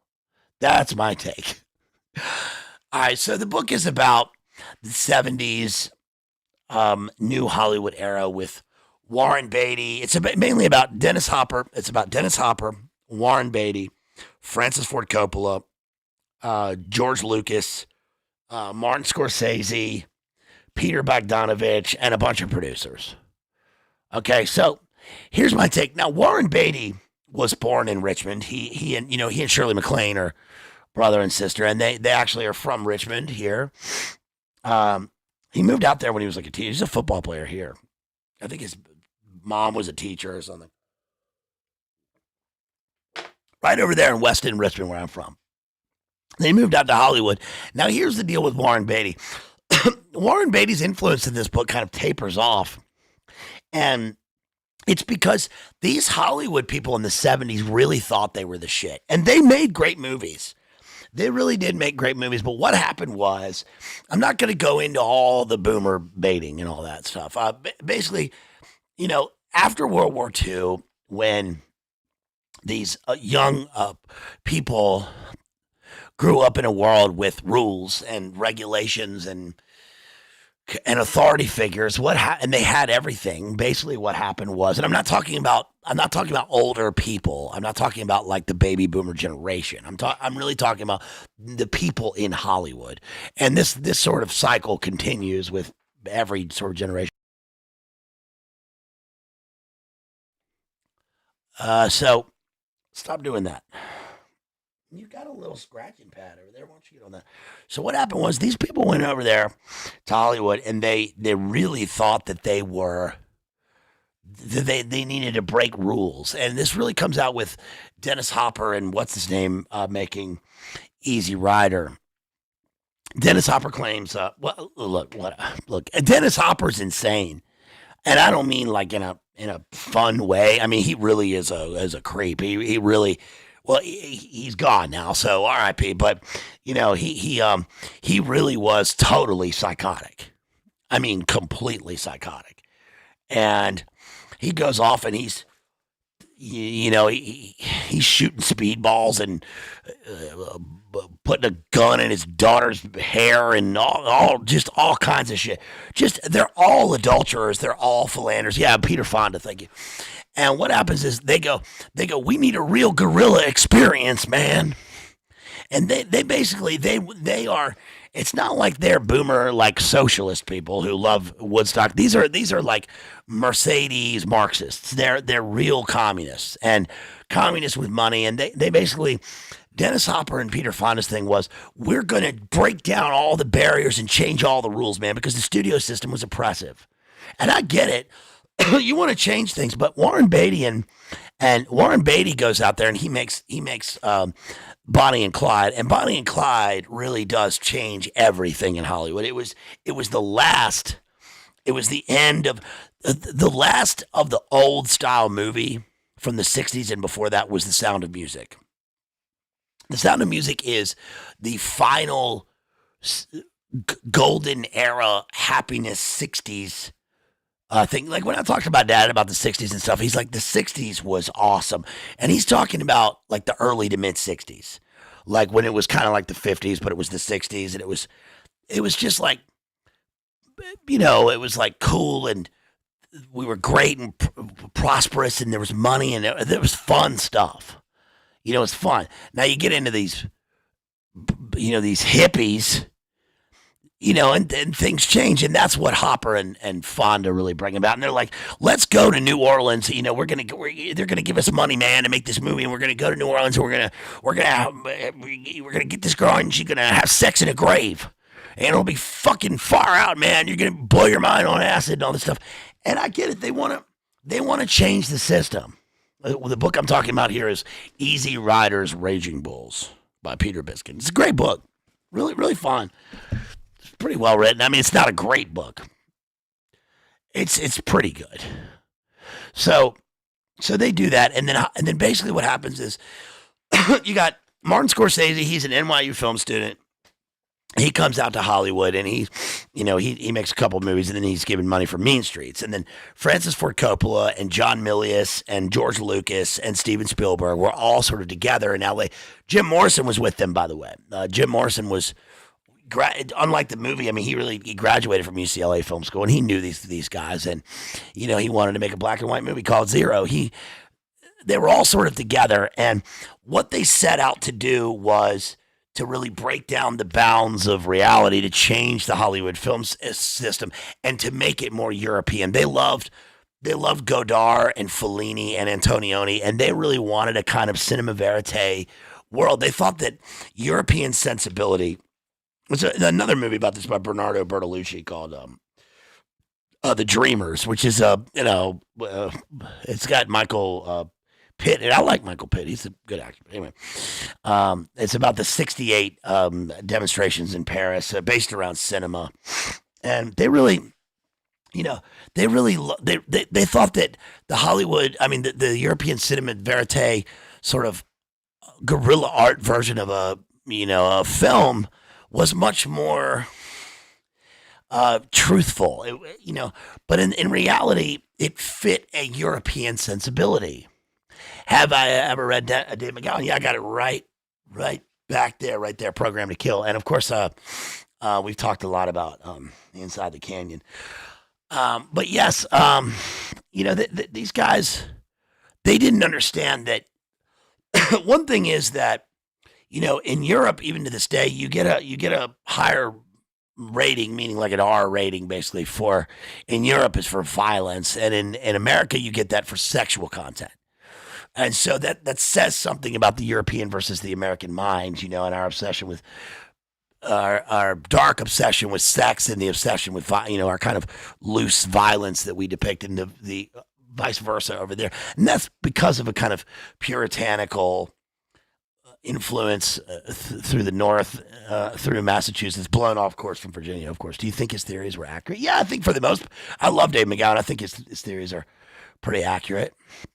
I think that there were certainly, and that's not really the content we're talking about here, but there were intelligence ties with many of the people in Hollywood. I think that a lot of it is not with McGowan necessarily, but not everything is, and nobody said everything is. I'm sorry. Let me rephrase that because I sound like a fucking idiot. I'm just a slow boy anyway, but. Yes, I think that there's a lot of manufactured content, obviously. I don't, Led Zeppelin was not manufactured in terms of farming out musicians. The Beatles probably were a lot, for the most part. John Lennon probably wrote all the songs. Tavistock had a lot to do with it. I mean, that's sort of, we know that. Ray Manzarek was former military intelligence, but everybody was. Jim Morrison's dad was the admiral at Tonkin. We know that. They might have overdosed him in Paris. Who knows? I think that my theory about Jim Morrison is he was a heroin addict the whole time. Anyway, moving on from that. That really is neither here nor there for this book. This book is much more about the financing of Hollywood and how Hollywood came to be. Not in an organic sense, but in a reactionary sense. It has nothing to do with specific ties from CIA trying to, manufacture political content. That makes its way through funding and through Wall Street, but that's not really what this book is about. So what happens is that these guys, basically, Hollywood kind of collapses as a result of Vietnam. And nobody cares about seeing John Wayne in a Green Beret movie anymore after that. The youth culture had changed. Obviously, Woodstock and drugs and Timothy Leary and all these people were influencing things. But what happens with the movies is interesting because these guys wanted to make real low down dirty movies, but they needed money to distribute. You have to have money if you're gonna make movies. The film costs money. The film stock costs money. All of these things. You sound like a young Alex Jones. I appreciate that. It's my real voice. I've always sounded like this. Also, Alex is only 6 years older than me, but thank you. That's Green Beret to you, mister. Says Tech Noir Graphics. Thank you, Minsky. Sergeant, what about you? Private dancer for money? Any old music will do. So anyway, Coppola really makes it big. Coppola is the first one. Coppola makes it big because he makes The Godfather, and The Godfather is crazy. Everybody thinks it's going to fail.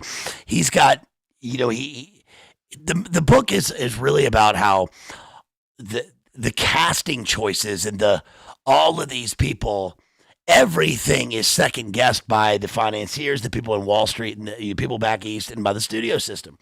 And actually, that's what makes great movies. Frank Zappa talked about this with the old style at the at Capitol Records and in L.A. with these old guys, because the old guys had this system where they were like, listen, we want something big. We're tired of you schwitzing and schwarzing all over the place. We want you to, can't you be like these with these mop tops or whatever making their songs, Love Me Do, get that fucking shit out.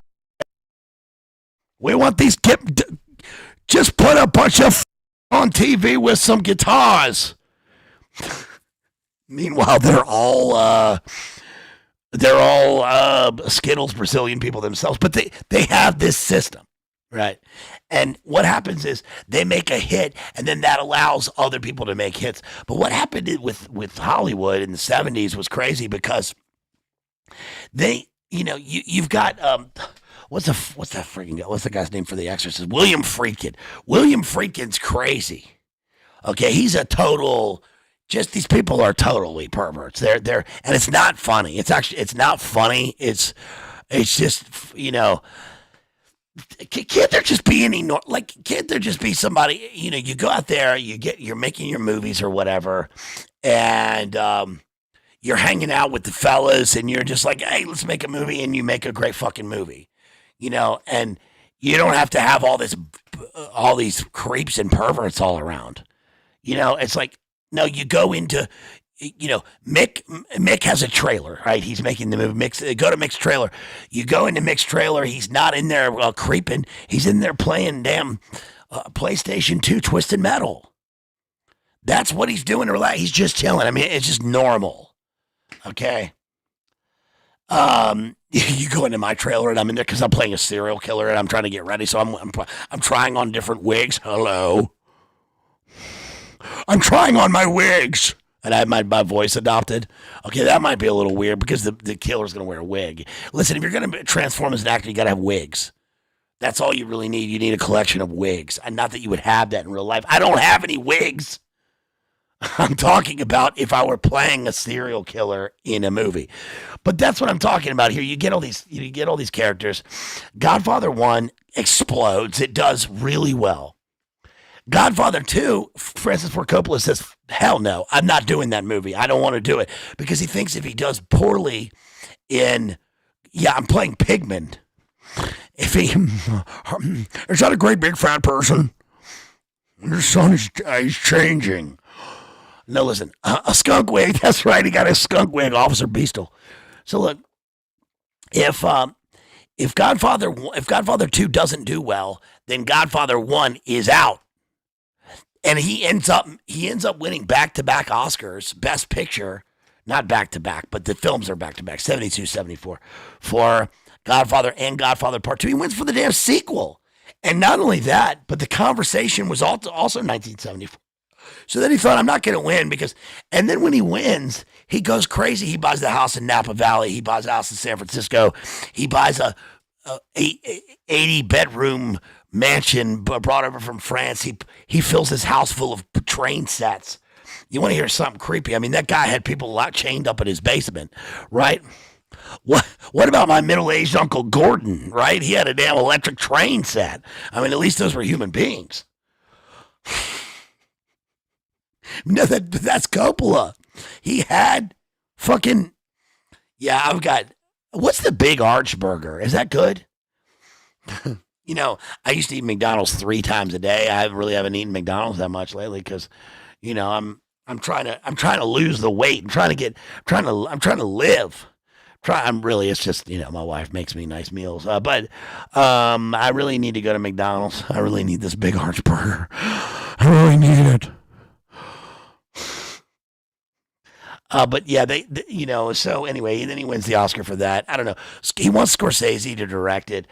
These are a bunch of creeps, though. They're into listen, man, you want to hear a story. Peter Bogdanovich, nobody remembers these people. Look, you know who Warren Beatty is. Do you know who Peter Bogdanovich is? He was in the movie Targets. Targets is great. It's actually about the It's actually about Charles Whitman, the clock tower shooter. It's actually a really great movie. It's got Boris Karloff, 1968. But anyway, Peter Bogdanovich was a director. He did The Last Picture Show or whatever. So Peter Bogdanovich is seeing this. He's cheating on his wife, of course, and then he gets with this this young hooker or something, right? No, or she's just I don't know. Anyway, she's got this boyfriend. Well, then he's about to head over to her house. Well, the guy blows her head off. He shoots her head off. He blows her head off with a shotgun. Then he, let's say Gary Ridgway style consummates. Then he kills himself, and then Peter Bogdanovich walks into the scene. And he's like, "You thought you were having a hard day? No, these people are sick people. That really did happen." And when Charlie, went nuts up in the Hollywood Hills with his familia, that really did screw things up. All these people, that was the end of the hippies. The hippies basically went, into, thank you for this nice Halloween anorak. Thank you. They basically went into total protection mode. I mean, Steve McQueen was, and Polanski had his creeper thing happen. What else is there? Let me see. Michael McClure was involved in a lot of stuff. He was a beat playwright. He was a friend of Jim Morrison. He had a lot to do with this starting off, like the kind of. There's a great quote from Joan Didion. Actually, I covered Joan Didion's "Slouching Toward Bethlehem," but she's actually got a great quote in here. It says, hold on. She got a great quote about Charlie Manson's effect on Hollywood and the boomers.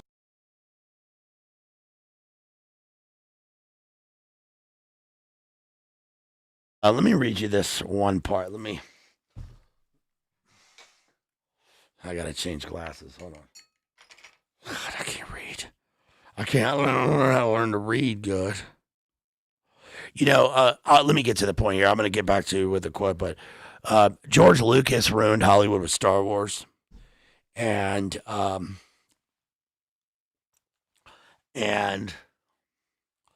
the what was the version of Taxi Driver was the revision of Bonnie and Clyde. Robert Evans was a big time degenerate. Yeah, he called. There's a story in here about Robert Evans. Robert Evans calls Martin Scorsese, and he's like, "I'm in trouble here, Marty. Yeah, I can't read. I don't know how to read good. That's what George W. Bush told me. That I don't know how to read good."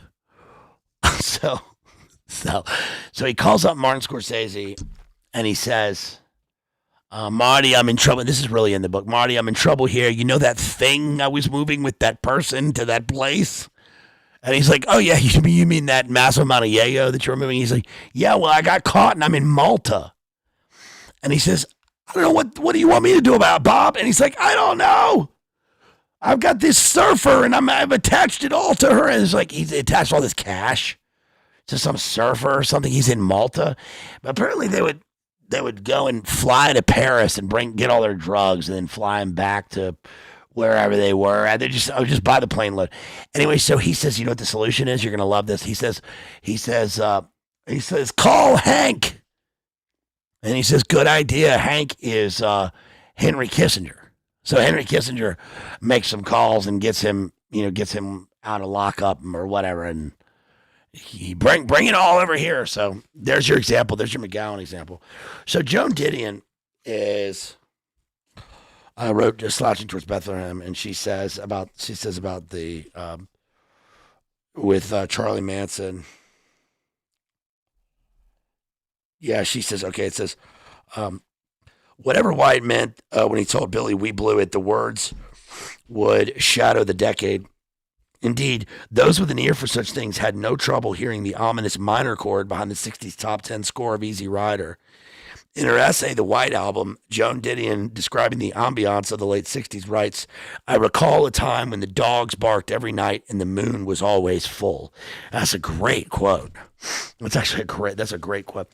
The CIA helped Mafia overtake the French Connection crew. Yeah. Well, that's in Alfred McCoy's book, Politics of Heroin. And that's also in Keith Richards' book, or in the book Exile on Main Street, about Keith Richards and the making of Exile on Main Street at Rolling Stones. That's great because they had the same dealer, the guy that the Count Ruspoli, the guy who apparently OD'd Jim and Pamela. He went out with Marianne Faithfull. Marianne Faithfull, I think, just passed away. But it says. Orson Welles always said that Hollywood had been ruined by Thalberg, who invented the idea of the creative producer, the producer who told the directors what to do. That lasted from the 30s to the 60s. Burt reversed that. It was going to be a Hollywood nouvelle vague. The choice was no longer between doing it their way or not doing it at all. The possibility opened up that you could really do serious and interesting work and survive commercially. We wanted to have film reflect our lives, the anxiety that was going on as a result of the war, the cultural changes that we were all products of. The original idea of BBS was that we were all hyphenates. We were all writers, directors, and actors, and we would work on each other's movies, giving people points, making movies inexpensively with everybody working at scale, everybody participating, a real communist thing. But by points, they mean giving them a certain amount of the percentage of the gross. We were all running in and out of each other's offices, reading each other things that we had just written. Anybody who was eccentric and strange enough, people said, okay, what do you want to do? And it all came out of a sensibility that nobody was supposed to exploit anybody else. We were all supposed to be sharing, working collectively, but make no mistake, there was one person who was in charge, and that was Bert Schneider.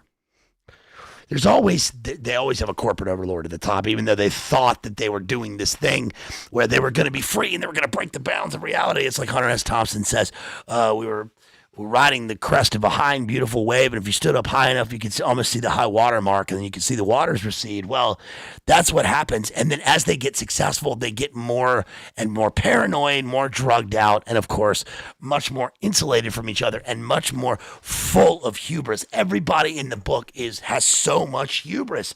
These people think they are so great. They think they can do anything that they want, and that they're just awesome. They don't understand the way that it actually works.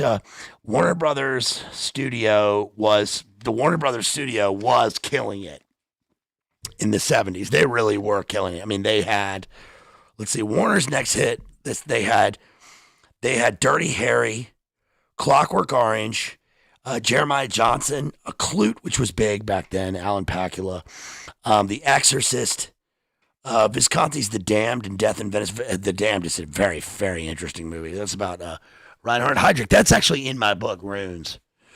And then, of course, it says they started off basically with Weintraub and the Woodstock movie, which is ugh. And then movies like MASH and Mrs. Robinson. They talk about the making of Mrs. Robinson. Mrs. Robinson, The Graduate, was supposed to be Wasps.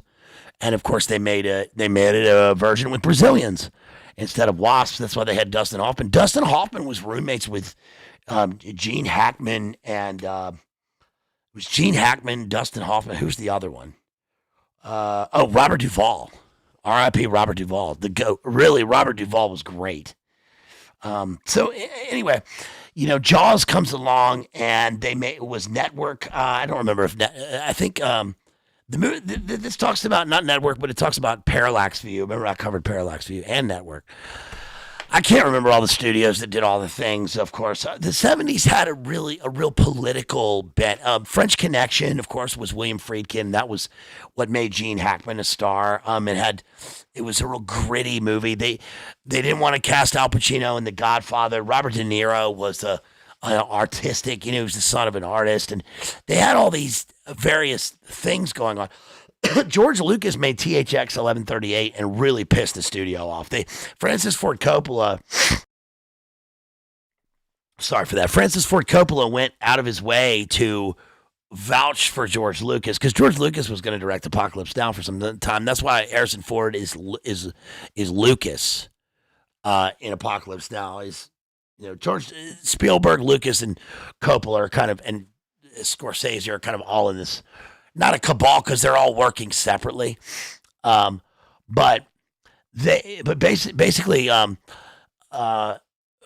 was I going to say? So Coppola makes The Godfather, and then he really stuck his neck out. This is before Godfather, for Lucas to get financing for THX 1138, and they were like, he was like, just shoot it. This guy's brilliant.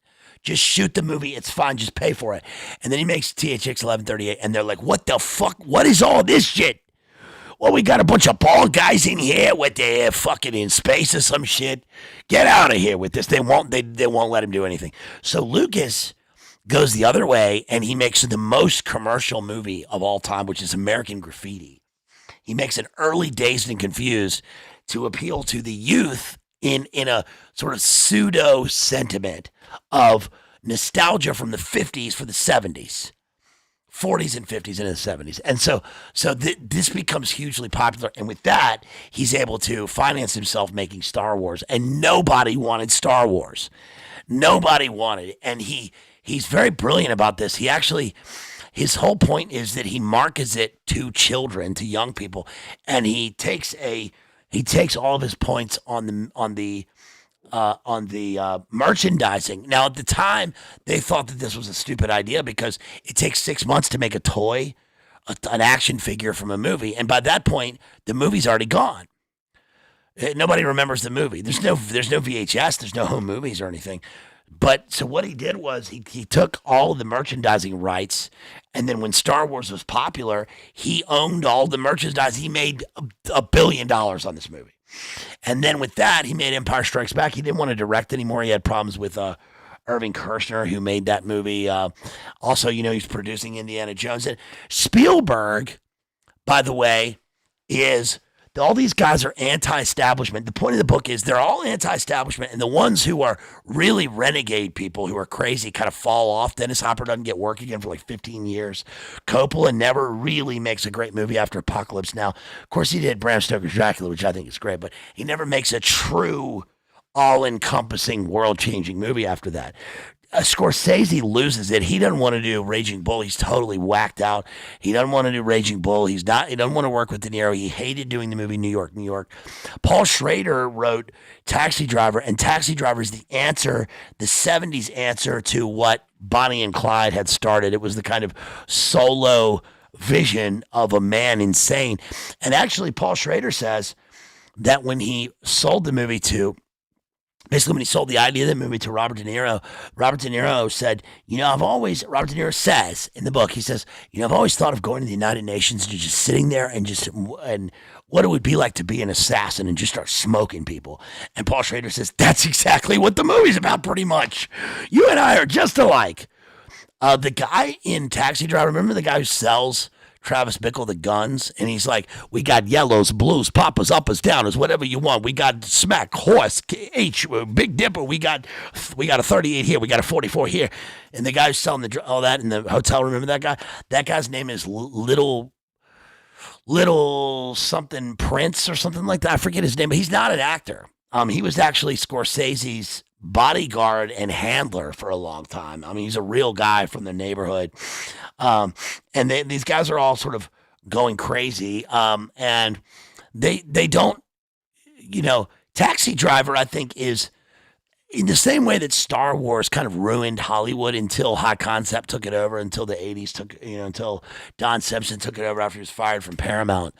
It was Barry Diller and Don Simpson and Bruckheimer and all these people and David Geffen that started to run things, and then he was fired from Paramount. Then he becomes a producer in his own right and changes Hollywood. The reason that High Concept comes along is because the 70s auteur, they were done with that. They were like, directors are not making choices. They overrun everything. They're crazy. The money is gone. Everything is. We're gonna have everything start to finish in-house. The guys in charge are going to come up with the ideas. They're going to hire the directors again that they can mold, and they're going to make big-time propaganda, pro-patriotic movies that are likable, that are bankable, that people will go see. Nobody wants to see 70s grit anymore where the winners don't win, they're losers. We got to have winners. And that's what happens in the 80s. And actually now movies could use somewhere in the middle. We need inventiveness, invention, we need originality without the we need feel good movies that are actually truthful and about love or adventure or tentpole movies instead of totally manufactured bot movies, which is kind of where things are going. Anyway, I'm running out of steam here, you guys. I do recommend that you read Easy Riders, Raging Bulls. It's a decent book. It's not really written. It's not really that great. In terms of its writing style, I think, like a Faye Dunaway is a gross human being. She's gross. She's just nasty. We get all the nasty stuff about these people, but the book is way too fawning. It doesn't have to be moralistic, but it is way too fawning over these people. You can tell that the book loves these people. William Friedkin is just the greatest. Peter Bogdanovich, who gives a shit? I'm glad we're in an era where we don't where we don't idolize these people anymore. That's kind of what I have to say. Anyway, that's about it for that. I would recommend you read High Concept over that book. Let's see what we got here. Thank you to Jason for that $5. Really appreciate you, Jason. Thank you, man. That's great. Really appreciate that. I think we had some other support here. If you want to grab a membership, please, you guys don't forget you can donate memberships to people. Please grab memberships if you want to. I would really appreciate that. That helps me out a lot. Let's see. We had Ethan. Thank you again, Ethan, for that $20. Really appreciate you, man. We also had. I'm not going to dox. This person donated $5. That was back in February. Hoping that I would do. I think this is a Spielberg movie. I'm not going to cover that movie. But thank you so much for the donating that live stream coverage. Thank God. You only wish for more blaze lit analysis. Keep up the amazing work. Thank you, sir. Really, really appreciate that. Thank you for that $5. And I think that's about it. You guys, don't forget you can buy my book. You can always buy my book, Runes, at Amazon. Please help me to get back on the list. I need to get back in the top 10 living poets. Please. So please do that, yes. And again, I will be seeing The Bride, I think, this week. That's the Christian Bale, Jake Gyllenhaal movie. It's directed by Maggie Gyllenhaal. They obviously did it because they're friends with her through that. I've heard that Maggie Gyllenhaal actually directed The Dark Knight. I don't know what that means, but I've heard that also. Obviously, Kurt Russell directed Tombstone over, what's his name? Cosmatos, George B. Cosmatos. I think Kurt Russell actually is the one who really directed it. That often happens on movie sets, I think. So I don't know what there is to say about Maggie Gyllenhaal. Maybe she directed the actors. I don't know. I don't really care about Christopher Nolan and his Odyssey movie coming out. I don't really care. I'm going to see it, but I don't really care about that. Let me show you some. I want to show you some things before I get out of here. I want to show you some things that I picked up. Right now, I'm reading. Just a change of subject here. Right now, I'm reading Richmond Burning. This is the last days of the Confederate capital of Richmond, where I'm from, and I'm reading this because, for various reasons. Really because I want to get back to being more acquainted with my people, where I'm from, and because Richmond was burned, and so I want to, where I've lived most of my life, where my family's from, so I want to get back acquainted with that, and I need to read that before it totally goes. You know why I'm reading it? It's actually because I was listening to the band song "The Night They Burned Old Dixie Down," and it's a really well written song, and it actually made me become reacquainted with the topic, and so the song really struck me. So That's right, Real Cooter Brown. It was burned again in 2020, and I was there. So that's Richmond Burning. That's a good book. I also got this. I got this in New Orleans. This is a first edition copy of Rimbaud, translated by Norman Cameron. Look at the small edition right here. I picked that up. Remember what I said is my test for going into a bookstore. I go to the poetry section. If they have Rimbaud, then I'll know it's a good bookstore. And indeed, they did. Another Rimbaud that I did not have. I have a full edition, but not a first edition of this. I picked up this copy free at a local coffee shop. This is a biography of Camus. I'm going to read. Just going through some things here. Stacks and stacks of books everywhere. Stacks of books. Okay. This is. Okay, I got. This is J.G. Ballard. We're going to go back into J.G. Ballard. This is Super Can. So I'm going to read some more J.G. Ballard coming up. Remember that he did The Drowned World. We covered The Drowned World and, of course, Crash. I picked up this copy of The Comic Mask of Moliere by Wyndham Lewis. Wyndham Lewis is another one of these characters like Ian Fleming and Roald Dahl, who was MI6 SIS. And he wrote this about Moliere. I picked up two more copies of Icelandic sagas, which I did a stream on a long time ago. I've got the Saga of the Volsungs and the Vinland sagas. I wanted to read about Vinland because, again, it's my people where I'm from. I'm from America, and got Viking blood, so I wanted to read about Vinland. Also, with all this Greenland stuff going on, I wanted to read about the founding of Greenland, which is in the sagas. And then, of course, about Ragnar Lothbrok, which is a real character who's in the Saga of the Volsungs. So we're going to read that. Also, I did that book, Cocaine Nights by J.G. Ballard. That's another J.G. Ballard that I did. I think I showed you the books that I got. Maybe I didn't. Hold on. Here's some more books. Some more books that I got. Because I've been on vacation. So I got this book by Richard J. Evans, Hitler's People. Now, The Coming of the Third Reich and The Third Reich at War are two of the books that I use as part of my book, Runes. I also got a copy that I got a copy of the Struggle book by that guy Hitler, and I cannot even show you the cover of the book. It's aggressive. But my parents gave it to me, and I've got a copy of that. So, I'm hitting microphones everywhere. Very unprofessional. I got a copy of Kun Sa, the reluctant warlord Kun Sa. Now, this is the guy mentioned, and we were talking about Alfred McCoy earlier, and Politics of Heroin. Kun Sa is the guy in American Gangster with Denzel Washington. He's the Burmese warlord, former Kuomintang, Chiang Kai-shek Kuomintang, who funds the Golden Triangle. He's the guy running it. I also got a copy of this book, which I'm going to get to, and I will be covering this sometime in the future. I don't know when, with Maddie. And this is Aberration. This is a book about Timothy McVeigh, Aberration in the Heartland of the Real. This is apparently a great book on Timothy McVeigh. It's a massive book. So we're going to get to that one. I've showed you Alfred McCoy's new book, I think. This is War on Five Continents. This is, again, Alfred W. McCoy. So I gotta read this one. This is another book I picked up recently. This is David Kilcullen's Accidental Gorilla. I just read a book about.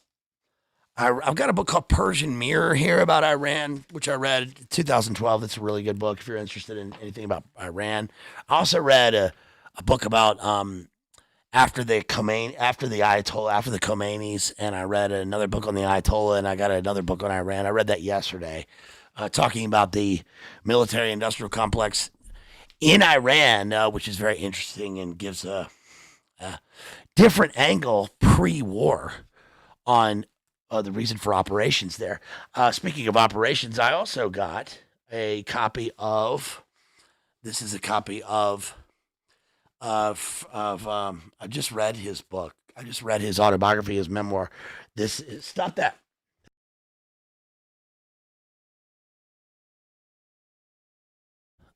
This is Low Intensity Operations by Frank Kitson. So I actually got a copy of it. Finally managed to find a copy. Brigadier Frank Kitson, Low Intensity Operations. I've looked for that for years. I'm going to be covering.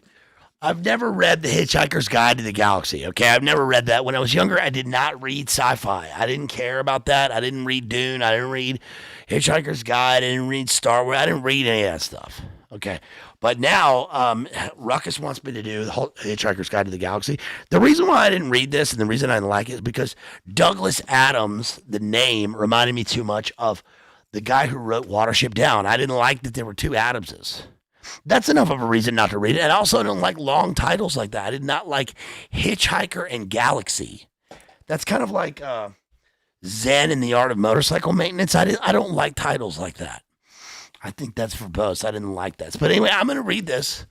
And so you'll get a fresh take on it. And I'm going to cover it with Ruckus coming up. And then the other thing I wanted to share with you is I wanted to read this just to close out here because it's St. Patty's Day. So I wanted to read this for you real quick. This is called Belfast Confetti. It's one of my favorites.